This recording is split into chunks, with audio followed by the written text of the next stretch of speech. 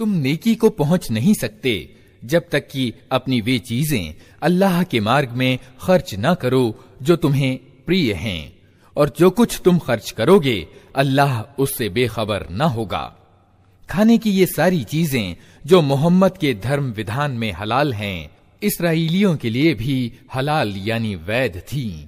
अलबत्ता कुछ चीजें ऐसी थीं जिन्हें तौरात के उतारे जाने से पहले इसराइल हजरत याकूब अलैहिस्सलाम ने स्वयं अपने लिए हराम यानी अवैध कर लिया था। उनसे कहो, अगर तुम अपनी आपत्ति में सच्चे हो तो लाओ तौरात और प्रस्तुत करो उसका कोई अंश। इसके बाद भी जो लोग अपनी झूठी घड़ी हुई बातें अल्लाह से जोड़ते रहें, वही वास्तव में अत्याचारी हैं। कहो, अल्लाह ने जो कुछ कहा है सच कहा है। तुमको एकाग्र चित्त होकर इब्राहिम के तरीके का अनुपालन करना चाहिए, और इब्राहिम मुशरिकों यानी बहुदेववादियों में से न था। निस्संदेह सबसे पहला उपासना गृह यानी इबादत गाह जो इंसानों के लिए निर्मित हुआ वो वही है जो मक्का में स्थित है। उसको भलाई और बरकत दी गई थी और सारे संसार वालों के लिए मार्गदर्शन केंद्र बनाया गया था।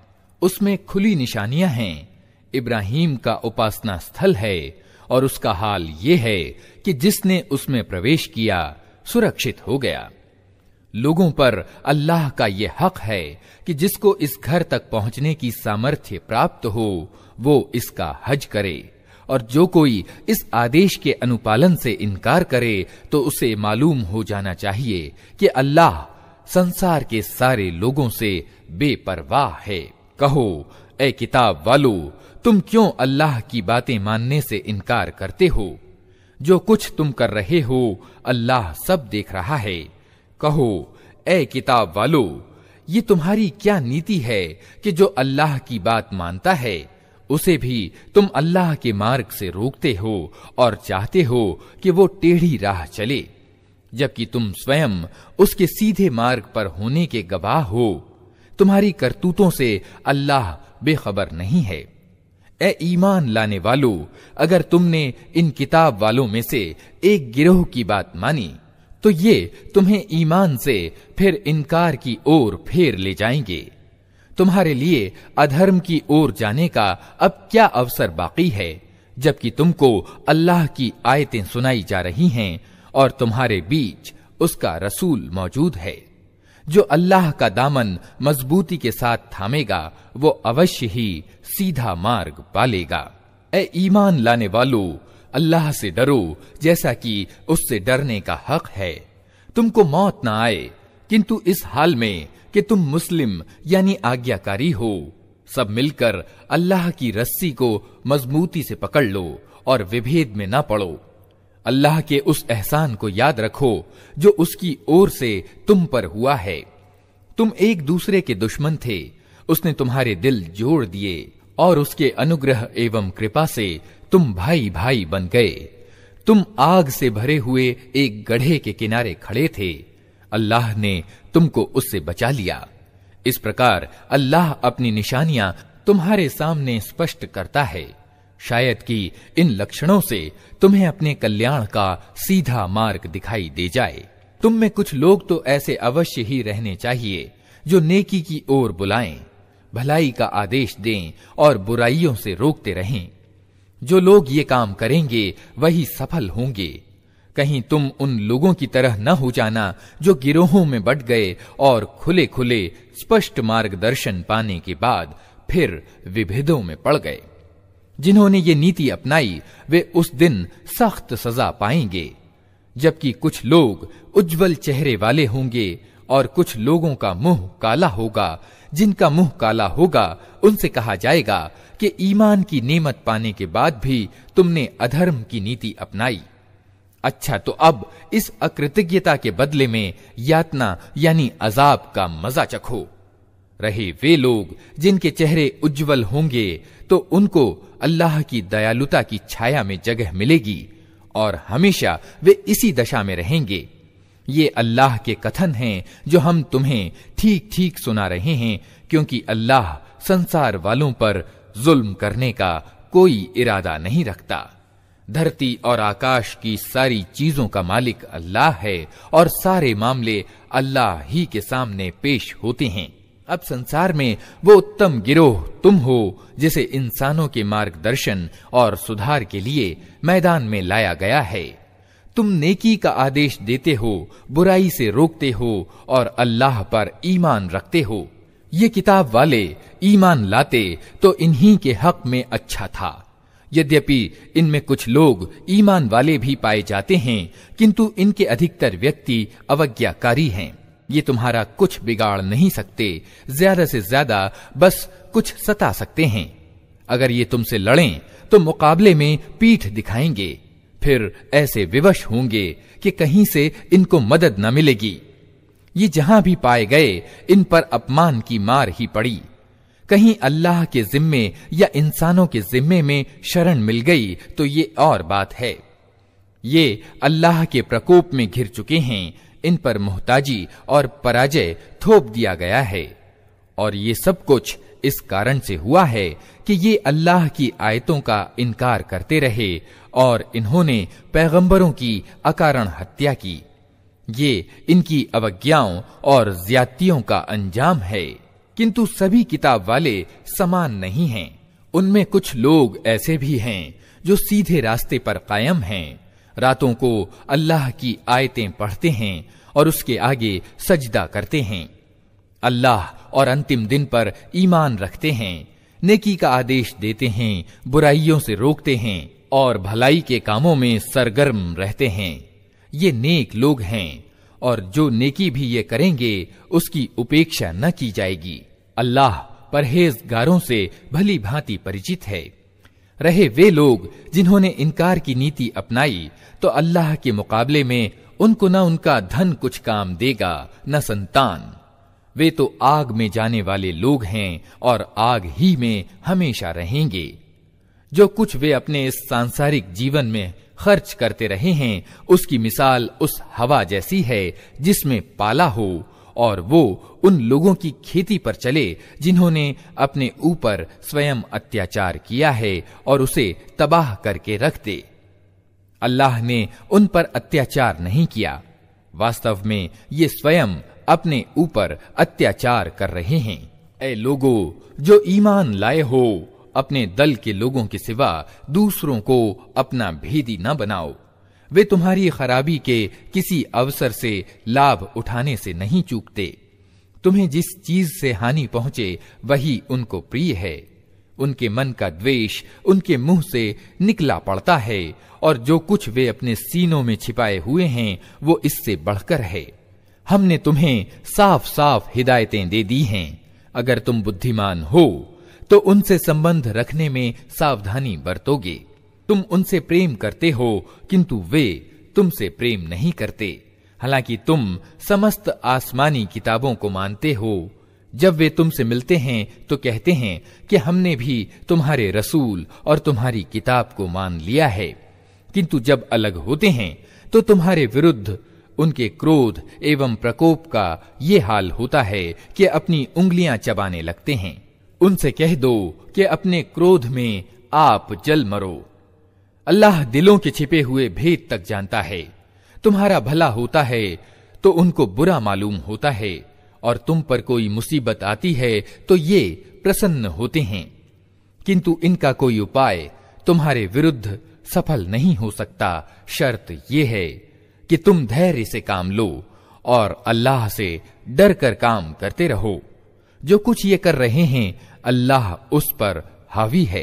ऐ पैगंबर, मुसलमानों के सामने उस अवसर की चर्चा करो जब तुम सुबह सवेरे अपने घर से निकले थे और उहूद के मैदान में मुसलमानों को जंग के लिए जगह जगह नियुक्त कर रहे थे।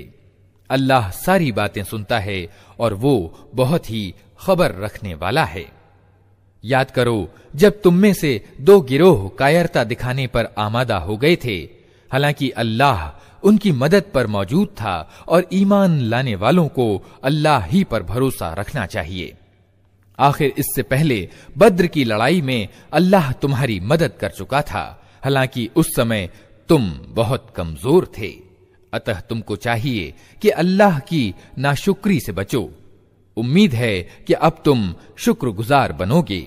ऐ नबी, याद करो जब तुम ईमान वालों से कह रहे थे, क्या तुम्हारे लिए ये बात काफी नहीं कि अल्लाह 3000 फरिश्ते उतार कर तुम्हारी सहायता करे। निस्संदेह अगर तुम धैर्य से काम लो और अल्लाह से डरते हुए काम करो तो जिस क्षण तुम्हारे शत्रु तुम्हारे ऊपर चढ़कर आएंगे उसी क्षण तुम्हारा रब 3000 नहीं 5000 निशान वाले फरिश्तों से तुम्हारी सहायता करेगा। ये बात अल्लाह ने तुम्हें इसलिए बता दी है कि तुम प्रसन्न हो जाओ और तुम्हारे दिल संतुष्ट हो जाएं। विजय और सहायता जो कुछ भी है अल्लाह की ओर से है, जो बड़ी शक्ति वाला और सूझबूझ वाला है। और ये सहायता वो तुम्हारी इसलिए करेगा ताकि कुफ्र की राह पर चलने वालों की एक भुजा काट दे या उनको ऐसी अपमानजनक पराजय दे कि वे असफलता के साथ परास्त हो जाएं। ऐ पैगंबर, निर्णय के अधिकारों में तुम्हारा कोई हिस्सा नहीं। अल्लाह को अधिकार है चाहे उन्हें माफ करे चाहे सजा दे, क्योंकि वे अत्याचारी हैं। धरती और आकाशों में जो कुछ है उसका मालिक अल्लाह है, जिसको चाहे माफ कर दे और जिसको चाहे यातना दे। वो क्षमाशील और दयावान है। ए ईमान लाने वालों, ये बढ़ता और चढ़ता ब्याज खाना छोड़ दो और अल्लाह से डरो। आशा है कि सफल होगे। उस आग से बचो जो अधर्मियों के लिए जुटाई गई है। अल्लाह और रसूल का आदेश मानो। आशा है कि तुम पर दया की जाएगी। दौड़कर चलो उस मार्ग पर जो तुम्हारे रब की बख्शिश यानी क्षमादान और उस जन्नत की ओर जाता है जिसका विस्तार धरती और आकाशों जैसा है, और वो ईश्वर से उन डरने वाले लोगों के लिए तैयार की गई है जो प्रत्येक दशा में अपने माल खर्च करते हैं, चाहे बुरे हाल में हो या अच्छे हाल में, जो गुस्से को पी जाते हैं और दूसरों के कसूर को माफ कर देते हैं। ऐसे नेक लोग अल्लाह को बहुत प्रिय हैं। और जिनका हाल ये है कि यदि कभी कोई अश्लील कार्य उनसे हो जाता है या किसी गुनाह में पड़कर वे अपने ऊपर जुल्म कर बैठते हैं तो तत्काल अल्लाह उन्हें याद आ जाता है और उससे वे अपने कसूरों की क्षमा चाहते हैं, क्योंकि अल्लाह के सिवा और कौन है जो गुनाह माफ कर सकता हो। और वे कभी जानते बूझते अपने किए पर आग्रह नहीं करते। ऐसे लोगों का बदला उनके रब के पास ये है कि वो उनको माफ कर देगा और ऐसे बागों में उन्हें दाखिल करेगा जिनके नीचे नहरें बहती होंगी और वहां वे हमेशा रहेंगे। कैसा अच्छा बदला है अच्छे कर्म करने वालों के लिए। तुमसे पहले बहुत से युग बीत चुके हैं। धरती में चल फिर कर देख लो कि उन लोगों का क्या अंजाम हुआ जिन्होंने अल्लाह के आदेशों को झुठलाया। ये लोगों के लिए एक स्पष्ट और खुली चेतावनी है, और जो अल्लाह से डरते हों उनके लिए मार्गदर्शन और उपदेश। हताश न हो, दुखी न हो, तुम ही छाकर रहोगे अगर तुम ईमान वाले हो। इस समय अगर तुम्हें चोट लगी है तो इससे पहले ऐसी ही चोट तुम्हारे विरोधी वर्ग को भी लग चुकी है। ये तो समय के उतार चढ़ाव हैं जिन्हें हम लोगों के बीच गर्दिश देते रहते हैं। तुम पर यह समय इसलिए लाया गया कि अल्लाह देखना चाहता था कि तुम में सच्चे ईमान वाले कौन हैं, और उन लोगों को छांट लेना चाहता था जो वास्तव में सच्चाई के गवाह हों, क्योंकि अत्याचारी अल्लाह को प्रिय नहीं। और वो इस परीक्षा के द्वारा ईमान वालों को अलग छांटकर इनकार करने वालों का दमन कर देना चाहता था। क्या तुमने ये समझ रखा है कि यूं जन्नत में चले जाओगे, हालांकि अभी अल्लाह ने ये तो देखा ही नहीं कि तुम में कौन वे लोग हैं जो उसके मार्ग में जाने लड़ाने वाले और उसके लिए धैर्य से काम लेने वाले हैं। तुम तो मौत की तमन्नाएं कर रहे थे, मगर ये उस समय की बात थी जब मौत सामने न आई थी। लो, अब वो तुम्हारे सामने आ गई और तुमने उसे आंखों से देख लिया। मोहम्मद इसके सिवा कुछ नहीं कि बस एक रसूल हैं। उनसे पहले और रसूल भी गुजर चुके हैं। फिर क्या अगर उनकी मृत्यु हो जाए या उनकी हत्या कर दी जाए तो तुम लोग उल्टे पांव फिर जाओगे? याद रखो, जो उल्टा फिरेगा वो अल्लाह का कुछ नुकसान न करेगा। अलबत्ता जो अल्लाह के शुक्रगुजार बंदे बनकर रहेंगे उन्हें वो इसकी मजदूरी देगा। कोई प्राणी अल्लाह की अनुमति के बिना नहीं मर सकता। मौत का समय तो लिखा हुआ है। जो व्यक्ति दुनिया में बदला पाने के इरादे से कार्य करेगा उसको हम दुनिया ही में से देंगे, और जो आखिरत के बदले के इरादे से कार्य करेगा वो आखिरत का बदला पाएगा, और शुक्र करने वालों को हम उनका बदला अवश्य प्रदान करेंगे। इससे पहले कितने ही नबी ऐसे हुए हैं जिनके साथ मिलकर बहुत से खुदा परस्तों ने युद्ध किया। अल्लाह के मार्ग में जो मुसीबतें उन पर पड़ीं, उनसे वे हताश नहीं हुए, उन्होंने कमजोरी नहीं दिखाई, वे असत्य के आगे नतमस्तक नहीं हुए। ऐसे ही धैर्यवानों को अल्लाह पसंद करता है। उनकी प्रार्थना बस ये थी कि ऐ हमारे रब, हमारी गलतियों और कोताहियों को क्षमा कर, हमारे कार्य में तेरी सीमाओं से जो ज्यादती हो गई हो उसे क्षमा कर दे, हमारे कदम जमा दे और अधर्मियों के मुकाबले में हमारी सहायता कर। आखिरकार अल्लाह ने उनको इस दुनिया का बदला भी दिया और इससे उत्तम आखिरत का बदला भी प्रदान किया। अल्लाह को ऐसे ही सत्कर्मी पसंद हैं। ऐ लोगों जो ईमान लाए हो, अगर तुम उन लोगों के इशारों पर चलोगे जिन्होंने कुफ्र यानी इनकार का मार्ग अपनाया है, तो वे तुमको उल्टा फेर ले जाएंगे और तुम असफल हो जाओगे। उनकी बातें असत्य हैं। वास्तविकता ये है कि अल्लाह तुम्हारा समर्थक और सहायक है, और वो सबसे अच्छा सहायक है। जल्द ही वो समय आने वाला है जब हम सत्य का इनकार करने वालों के दिलों में धाक बिठा देंगे, इसलिए कि उन्होंने अल्लाह के साथ उनको खुदाई में साझी ठहराया है, जिनके साझी होने पर अल्लाह ने कोई सनद यानी प्रमाण नहीं उतारी। उनका अंतिम ठिकाना जहन्नम है, और बहुत ही बुरी है वो ठहरने की जगह जो उन अत्याचारियों को मिलेगी। अल्लाह ने समर्थन और सहायता का जो वादा तुमसे किया था वो तो उसने पूरा कर दिया। आरंभ में उसकी अनुमति से तुम ही उनको कत्ल कर रहे थे, किंतु जब तुमने कमजोरी दिखाई और अपने काम में परस्पर विभेद किया, और जैसे ही वो चीज अल्लाह ने तुम्हें दिखाई जिसके मोह में तुम गिरफ्तार थे, अर्थात युद्ध क्षेत्र में प्राप्त शत्रु का माल, तुम अपने नायक के आदेश का उल्लंघन कर बैठे, इसलिए कि तुम में कुछ लोग दुनिया के इच्छुक थे और कुछ आखिरत की इच्छा रखते थे। तब अल्लाह ने तुम्हें अधर्मियों के मुकाबले में परास्त कर दिया ताकि तुम्हारी परीक्षा करे, और सत्य ये है कि अल्लाह ने फिर भी तुम्हें क्षमा ही कर दिया, क्योंकि ईमान वालों पर अल्लाह की बड़ी कृपा दृष्टि है। याद करो जब तुम भागे चले जा रहे थे, किसी की ओर पलट कर देखने तक का होश तुम्हें न था, और रसूल तुम्हारे पीछे तुमको पुकार रहा था। उस समय तुम्हारी इस नीति का बदला अल्लाह ने तुम्हें ये दिया कि तुमको रंज पर रंज दिए, ताकि आगे के लिए तुम्हें ये शिक्षा मिले कि जो कुछ तुम्हारे हाथ से जाए या मुसीबत तुम पर उतरे उस पर शोकाकुल न हो। अल्लाह तुम्हारे सब कर्मों को जानता है। इस गम के बाद फिर अल्लाह ने तुम में से कुछ लोगों पर ऐसी इत्मीनान की सी हालत पैदा कर दी कि वे ऊँघने लगे, मगर एक दूसरा गिरोह जिसके लिए सारा महत्व बस अपने हित का था, अल्लाह के बारे में तरह तरह के अज्ञान पूर्ण गुमान करने लगा जो बिल्कुल सत्य के विपरीत थे।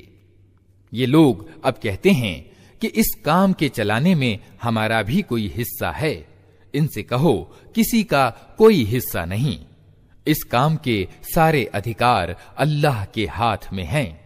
वास्तव में ये लोग अपने दिलों में जो बात छिपाए हुए हैं उसे तुम पर जाहिर नहीं करते। उनका असल मकसद ये है कि अगर नेतृत्व के अधिकार में हमारा कुछ हिस्सा होता तो यहां हम मारे न जाते। इनसे कह दो कि अगर तुम अपने घरों में भी होते तो जिन लोगों की मौत लिखी हुई थी वे खुद अपने मारे जाने की जगहों की ओर निकल आते। और ये मामला जो पेश आया ये तो इसलिए था कि जो कुछ तुम्हारे सीनों में छिपा हुआ है अल्लाह उसे जांच ले और जो खोट तुम्हारे दिलों में है उसे छांट दे। अल्लाह दिलों का हाल भली भांति जानता है। तुम में से जो लोग मुकाबले के दिन पीठ फेर गए थे उनके इस फिसलने का कारण ये था कि उनकी कुछ कमजोरियों के कारण शैतान ने उनके कदम डगमगा दिए थे। अल्लाह ने उन्हें क्षमा कर दिया। अल्लाह बड़ा क्षमा करने वाला और सहनशील है। ऐ लोगों जो ईमान लाए हो, अधर्मियों की सी बातें ना करो। जिनके सगे संबंधी अगर कभी सफर पर जाते हैं या युद्ध में सम्मिलित होते हैं और वहां किसी घटना में घिर जाते हैं तो वे कहते हैं कि यदि वे हमारे पास होते तो न मारे जाते और न कत्ल होते। अल्लाह इस प्रकार की बातों को उनके दिलों में पछतावा और संताप का कारण बना देता है। अन्यथा वास्तव में मारने और जिलाने वाला तो अल्लाह ही है और तुम्हारे सभी कर्मों को वही देखता है। अगर तुम अल्लाह के मार्ग में मारे जाओ या मर जाओ तो अल्लाह की जो दयालुता और क्षमा दान तुम्हारे हिस्से में आएगा वो उन सारी चीजों से उत्तम है जिन्हें ये लोग इकट्ठा कर रहे हैं। और चाहे तुम मरो या मारे जाओ, प्रत्येक दशा में तुम सबको सिमट कर जाना अल्लाह ही की ओर है। ऐ पैगंबर, ये अल्लाह की बड़ी दयालुता है कि तुम इन लोगों के लिए बहुत नर्म स्वभाव के हो। अन्यथा यदि कहीं तुम क्रूर स्वभाव और कठोर हृदय के होते तो ये सब तुम्हारे आसपास से छट जाते। इनके कसूर माफ कर दो, इनके लिए मग़फ़िरत की दुआ करो और धर्म के कार्य में इनको भी परामर्श में सम्मिलित रखो। फिर जब तुम्हारा संकल्प किसी सम्मति पर सुदृढ़ हो जाए तो अल्लाह पर भरोसा करो। अल्लाह को वे लोग प्रिय हैं जो उसी के भरोसे पर काम करते हैं। अल्लाह तुम्हारी सहायता पर हो तो कोई शक्ति तुम पर प्रभावी होने वाली नहीं, और वो तुम्हें छोड़ दे तो इसके बाद कौन है जो तुम्हारी मदद कर सकता हो। अतः जो सच्चे ईमान वाले हैं उनको अल्लाह ही पर भरोसा रखना चाहिए। किसी नबी का ये काम नहीं हो सकता कि वो खयानत कर जाए, और जो कोई खयानत करे वो अपनी खयानत सहित क़यामत के दिन हाजिर हो जाएगा। फिर प्रत्येक जीव को उसकी कमाई का पूरा पूरा बदला मिल जाएगा और किसी पर कुछ जुल्म न होगा। भला ये कैसे हो सकता है कि जो व्यक्ति हमेशा अल्लाह की इच्छा पर चलने वाला हो वो उस व्यक्ति के जैसा काम करे जो अल्लाह के प्रकोप में घिर गया हो और जिसका अंतिम ठिकाना जहन्नम हो, जो बहुत ही बुरा ठिकाना है। अल्लाह के निकट दोनों प्रकार के आदमियों में बहुत दर्जों का अंतर है और अल्लाह सबके कर्मों पर नजर रखता है। वास्तव में ईमान वालों पर तो अल्लाह ने ये बहुत बड़ा उपकार किया है कि उनके बीच खुद उन्हीं में से एक ऐसा पैगंबर उठाया जो उसकी आयतें उन्हें सुनाता है, उनके जीवन को संवारता है और उनको किताब और गहरी समझ की शिक्षा देता है। हालांकि इससे पहले यही लोग खुली गुमराहियों में पड़े हुए थे। और ये तुम्हारा क्या हाल है कि जब तुम पर मुसीबत आ पड़ी तो तुम कहने लगे ये कहां से आई, हालांकि बद्र की लड़ाई में इससे 2 गुनी मुसीबत तुम्हारे हाथों विरोधी गिरोह पर पड़ चुकी है। ए नबी, इनसे कहो ये मुसीबत तुम्हारी अपनी लाई हुई है।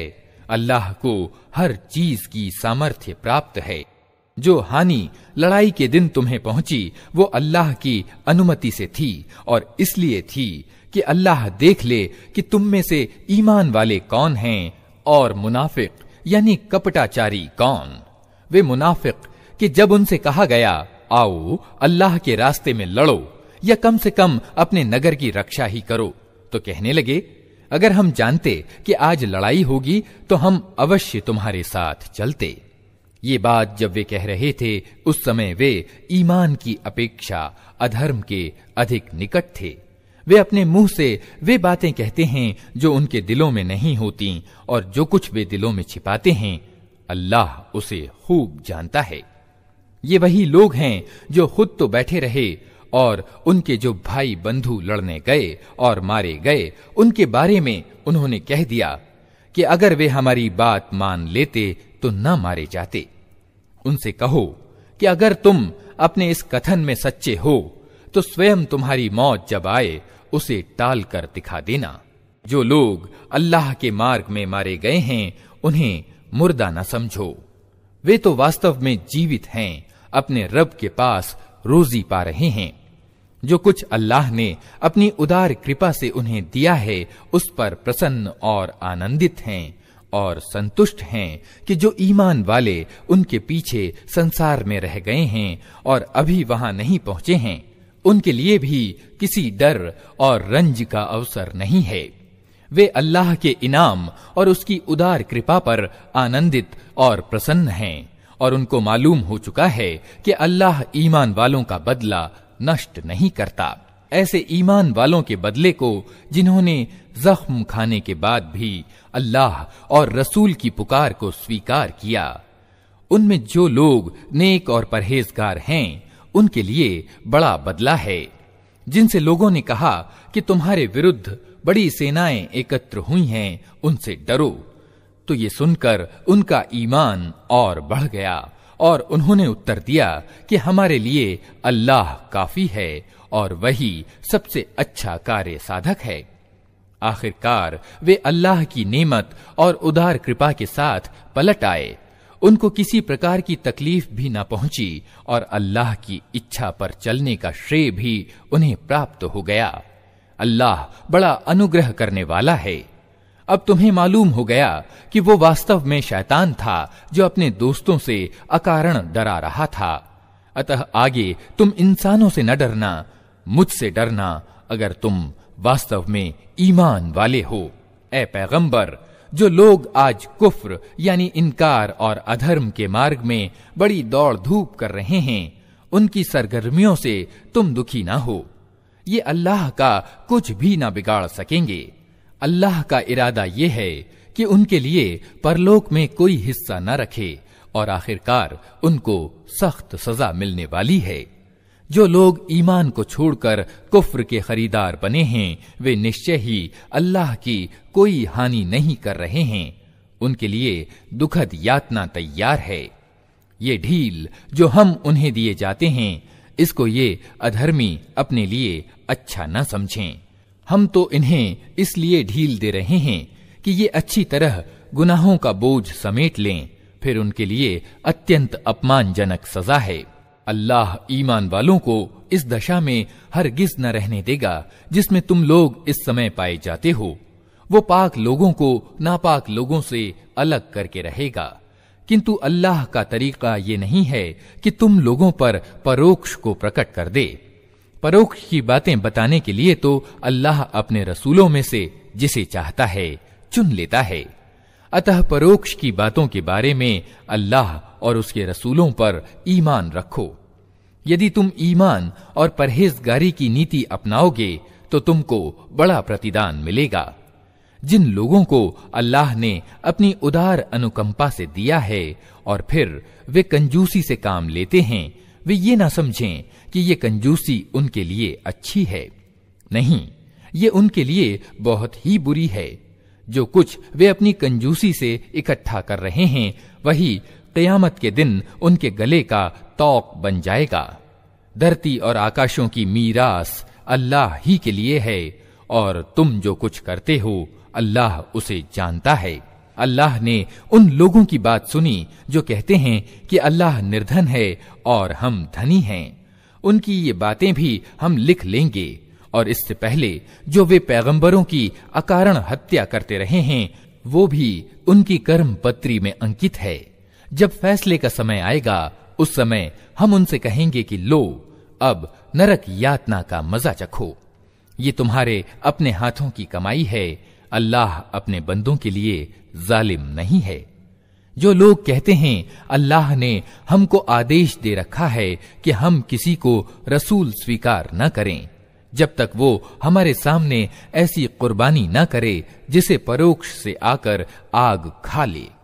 उनसे कहो, तुम्हारे पास मुझसे पहले बहुत से रसूल आ चुके हैं जो बहुत सी स्पष्ट निशानियां लाए थे और वो निशानी भी लाए थे जिसकी बात तुम करते हो। फिर यदि ईमान लाने के लिए ये शर्त रखने में तुम सच्चे हो तो उन रसूलों की तुमने हत्या क्यों की? अब ए नबी, अगर ये लोग तुम्हें झुठलाते हैं तो बहुत से रसूल तुमसे पहले झुठलाए जा चुके हैं जो खुली खुली निशानियां और सहीफे और प्रकाशदायक किताबें लाए थे। आखिरकार प्रत्येक व्यक्ति को मरना है और तुम सब अपना पूरा पूरा बदला क़यामत के दिन पाने वाले हो। कामयाब वास्तव में वो है जो वहां जहन्नम की आग से बच जाए और जन्नत में पहुंचा दिया जाए। रहा ये संसार तो ये केवल एक बाह्य धोखे की चीज है।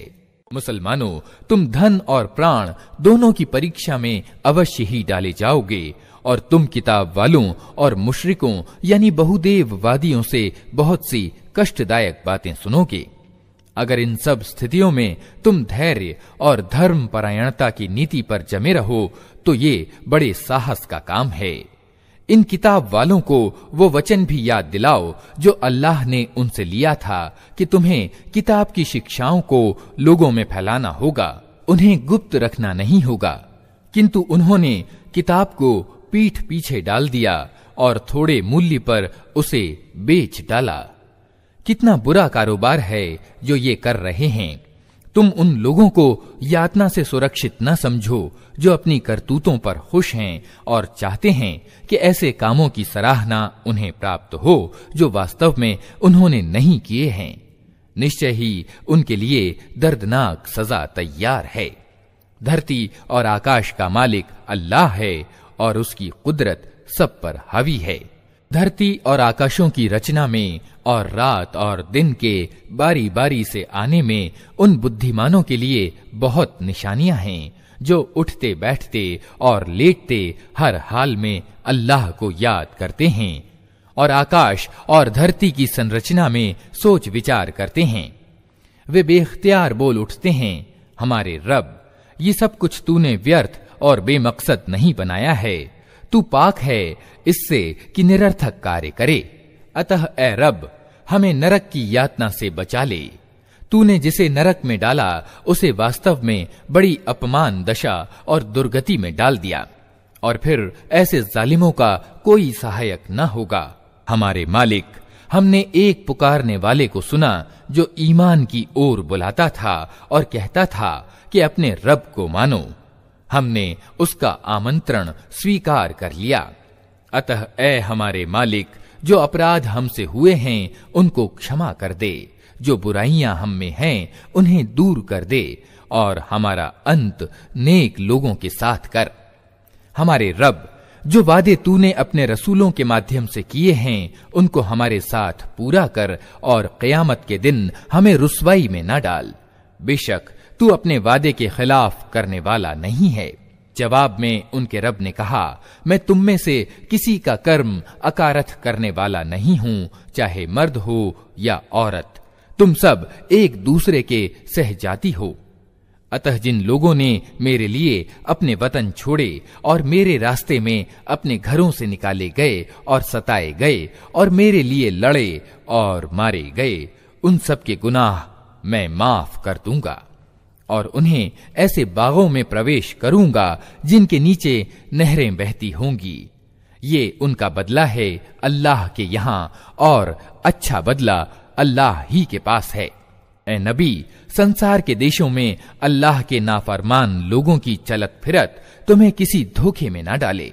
ये केवल थोड़े दिनों के जीवन का थोड़ा सा आनंद है, फिर ये सब जहन्नम में जाएंगे जो बहुत ही बुरा ठिकाना है। इसके विपरीत जो लोग अपने रब से डरते हुए जिंदगी गुजारते हैं उनके लिए ऐसे बाग हैं जिनके नीचे नहरें बहती हैं। उन बागों में वे हमेशा रहेंगे।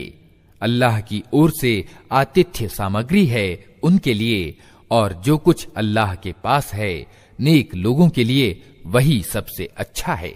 किताब वालों में भी कुछ ऐसे लोग हैं जो अल्लाह को मानते हैं, इस किताब पर ईमान लाते हैं जो तुम्हारी ओर भेजी गई है और उस किताब पर भी ईमान लाते हैं जो इससे पहले खुद उनकी ओर भेजी गई थी।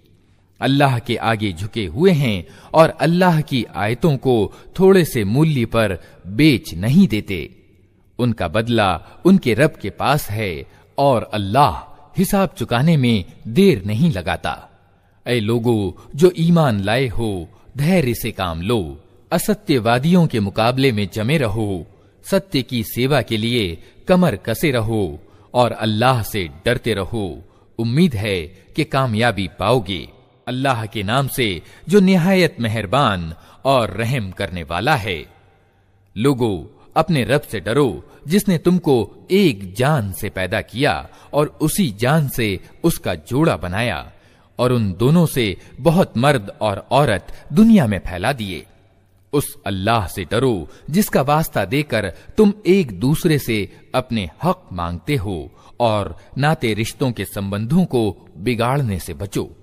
यकीन जानो कि अल्लाह तुम पर निगरानी कर रहा है। यतीमों के माल उनको वापस दो, अच्छे माल को बुरे माल से न बदल लो और उनके माल अपने माल के साथ मिलाकर न खा जाओ, ये बहुत बड़ा गुनाह है। और अगर तुमको अंदेशा हो कि यतीमों के साथ इंसाफ न कर सकोगे तो जो औरतें तुम्हें पसंद आएं उनमें से 2-2, 3-3, 4-4 से निकाह कर लो। लेकिन अगर तुम्हें अंदेशा हो कि उनके साथ इंसाफ न कर सकोगे तो फिर एक ही पत्नी रखो या उन औरतों को अपने दाम्पत्य जीवन में लाओ जो तुम्हारे कब्जे में आई हैं। बेइंसाफी से बचने के लिए ये ज्यादा अच्छा है। और औरतों के मेहर खुशी से अनिवार्य जानते हुए अदा करो।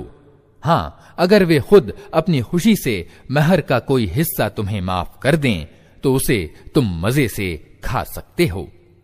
और अपने वे माल जिन्हें अल्लाह ने तुम्हारे लिए जिंदगी कायम रखने का साधन बनाया है नादान लोगों को न सौंपो। अलबत्ता उन्हें खाने और पहनने के लिए दो और उन्हें नेक सुझाव दो। और यतीमों की आजमाइश करते रहो यहां तक कि वे निकाह की उम्र को पहुंच जाएं। फिर अगर तुम उनमें योग्यता पाओ तो उनके माल उनको सौंप दो। ऐसा कभी न करना कि न्याय की सीमा का उल्लंघन करके इस भय से उनके माल जल्दी जल्दी खा जाओ कि वे बड़े होकर अपने हक की मांग करेंगे। यतीम का जो सरपरस्त मालदार हो वो परहेजगारी से काम ले और जो गरीब हो वो सामान्य रीति के अनुसार खाए। फिर जब उनके माल उन्हें सौंपने लगो तो लोगों को इस पर गवाह बना लो और हिसाब लेने के लिए अल्लाह काफी है।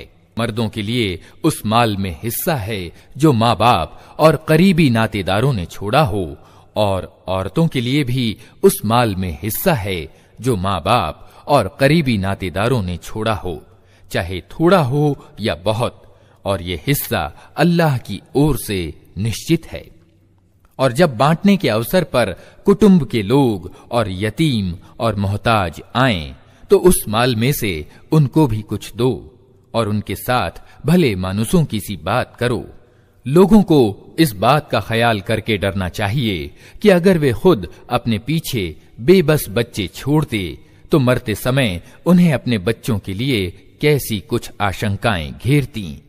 इसलिए चाहिए कि वे अल्लाह से डरें और ठीक बात करें। जो लोग जुल्म के साथ यतीमों के माल खाते हैं वास्तव में वे अपने पेट आग से भरते हैं और वे जरूर जहन्नम की भड़कती हुई आग में झोंके जाएंगे। तुम्हारी संतान के बारे में अल्लाह तुम्हें आदेश देता है कि मर्द का हिस्सा 2 औरतों के बराबर है। अगर मरने वाले की उत्तराधिकारी 2 से अधिक लड़कियां हों तो उन्हें तरके यानी छोड़ी हुई संपत्ति का 2/3 दिया जाए और अगर एक ही लड़की वारिस हो तो आधा तरका उसका है। अगर मरने वाले के औलाद हो तो उसके माँ बाप में से हर एक को तरके का 6ठा हिस्सा मिलना चाहिए। और अगर वो निसंतान हो और माँ बाप ही उसके वारिस हों तो माँ को 3रा हिस्सा दिया जाए। और अगर मरने वाले के भाई बहन भी हों तो माँ 6ठे हिस्से की हकदार होगी। ये सब हिस्से उस समय निकाले जाएंगे जबकि वसीयत जो मरने वाले ने की हो पूरी कर दी जाए और कर्ज जो उस पर हो चुका दिया जाए। तुम नहीं जानते कि तुम्हारे माँ बाप और तुम्हारी संतान में से कौन लाभ की दृष्टि से तुमसे ज्यादा करीब है। ये हिस्से अल्लाह ने निश्चित कर दिए हैं और अल्लाह यकीनन ही सब हकीकतों से वाकिफ और सब मसलहतों का जानने वाला है। और तुम्हारी बीवियों ने जो कुछ छोड़ा हो उसका आधा हिस्सा तुम्हें मिलेगा अगर वे निस्संतान हों, वरना संतान होने की स्थिति में तरके का 1/4 हिस्सा तुम्हारा है, जबकि वसीयत जो उन्होंने की हो पूरी कर दी जाए और कर्ज जो उन्होंने छोड़ा हो चुका दिया जाए। और वे तुम्हारे तरके में से 1/4 की हकदार होंगी अगर तुम निस्संतान हो, वरना तुम्हारे संतान वाले होने की स्थिति में उनका हिस्सा 8वां होगा। इसके बाद की जो वसीयत तुमने की हो वो पूरी कर दी जाए और जो कर्ज तुमने छोड़ा हो वो चुका दिया जाए। और अगर वो मर्द या औरत जिसका तरका बांटना है निसंतान भी हो और उसके माँ बाप भी जिंदा न हो, मगर उसका एक भाई या एक बहन मौजूद हो, तो भाई और बहन हर एक को 6ठा हिस्सा मिलेगा। और भाई बहन एक से ज्यादा हों तो सारे तरके के 1/3 में वे सब शरीक होंगे, जबकि वसीयत जो की गई हो पूरी कर दी जाए और कर्ज जो मरने वाले ने छोड़ा हो अदा कर दिया जाए। शर्त यह है कि वो नुकसान पहुंचाने वाला ना हो। ये आदेश हैं अल्लाह की ओर से और अल्लाह जानता देखता और सहनशील है। ये अल्लाह की निश्चित की हुई सीमाएं हैं। जो अल्लाह और उसके रसूल का कहा मानेगा उसे अल्लाह ऐसे बागों में दाखिल करेगा जिनके नीचे नहरें बहती होंगी और उन बागों में वो हमेशा रहेगा, और ये बड़ी सफलता है। और जो अल्लाह और उसके रसूल की नाफरमानी करेगा और उसकी निर्धारित सीमाओं का उल्लंघन कर जाएगा उसे अल्लाह आग में डालेगा जिसमें वो हमेशा रहेगा, और उसके लिए अपमानजनक सजा है। तुम्हारी औरतों में जो बदकारी कर बैठें उन पर अपने में से 4 आदमियों की गवाही लो, और अगर 4 आदमी गवाही दे दें तो उनको घरों में बंद रखो यहां तक कि उन्हें मौत आ जाए या अल्लाह उनके लिए कोई रास्ता निकाल दे। और तुम में से जो ये काम कर बैठें उन दोनों को तकलीफ दो। फिर अगर वे तौबा करें और अपने को सुधार लें तो उन्हें छोड़ दो कि अल्लाह बहुत तौबा कबूल करने वाला और रहम करने वाला है। हाँ, ये जान लो कि अल्लाह पर तौबा कबूल करने का हक उन्हीं लोगों के लिए है जो नादानी की वजह से कोई बुरा काम कर बैठते हैं और उसके बाद जल्दी ही तौबा कर लेते हैं। ऐसे लोगों की ओर अल्लाह अपनी मेहरबानी की निगाह से फिर ध्यान देता है, और अल्लाह सारी बातों की खबर रखने वाला और गहरी समझ रखने वाला पूरा जानकार है। मगर तौबा उन लोगों के लिए नहीं है जो बुरे काम किए चले जाते हैं, यहां तक कि जब उनमें से किसी की मौत का समय आ जाता है उस समय वो कहता है कि अब मैंने तौबा की।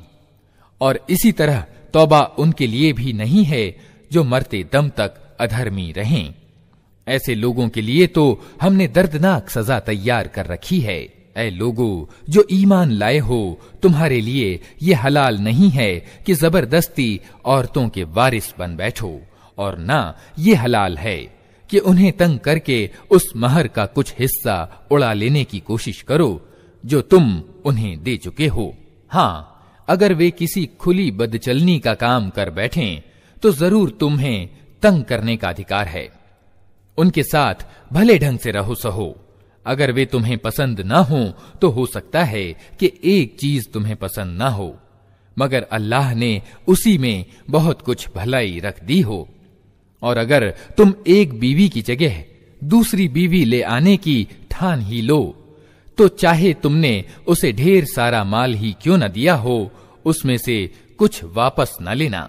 क्या तुम उसे झूठा कलंक लगाकर और खुला जुल्म करके वापस लोगे?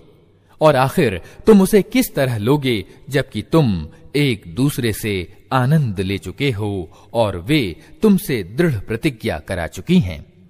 और जिन औरतों से तुम्हारे बाप निकाह कर चुके हों उनसे हरगिज निकाह न करो, मगर जो पहले हो चुका सो हो चुका, वास्तव में ये एक अश्लील कर्म है, अप्रिय है और बुरा चलन है। तुम्हारे लिए हराम की गई हैं तुम्हारी माएं, बेटियां, बहन, फूफियां, मौसियां, भतीजियां, भांजियां और तुम्हारी वे माएं जिन्होंने तुम्हें दूध पिलाया हो, और तुम्हारी दूध में सम्मिलित बहनें, और तुम्हारी बीवियों की माएं, और तुम्हारी बीवियों की लड़कियां जिनका तुम्हारी गोद में पालन पोषण हुआ है, उन बीवियों की लड़कियां जिनसे तुम्हारा सहवास हो चुका हो। वरना अगर सिर्फ विवाह हुआ हो और सहवास न हुआ हो तो उन्हें छोड़कर उनकी लड़कियों से निकाह कर लेने में तुम्हारी कोई पकड़ नहीं है। और तुम्हारे उन बेटों की बीवियां जो तुम्हारे वीर्य से हों, और ये भी तुम्हारे लिए हराम है कि एक साथ इकट्ठा दो बहनों को निकाह में रखो, मगर जो पहले हो गया सो हो गया। अल्लाह बख्शने वाला और रहम करने वाला है।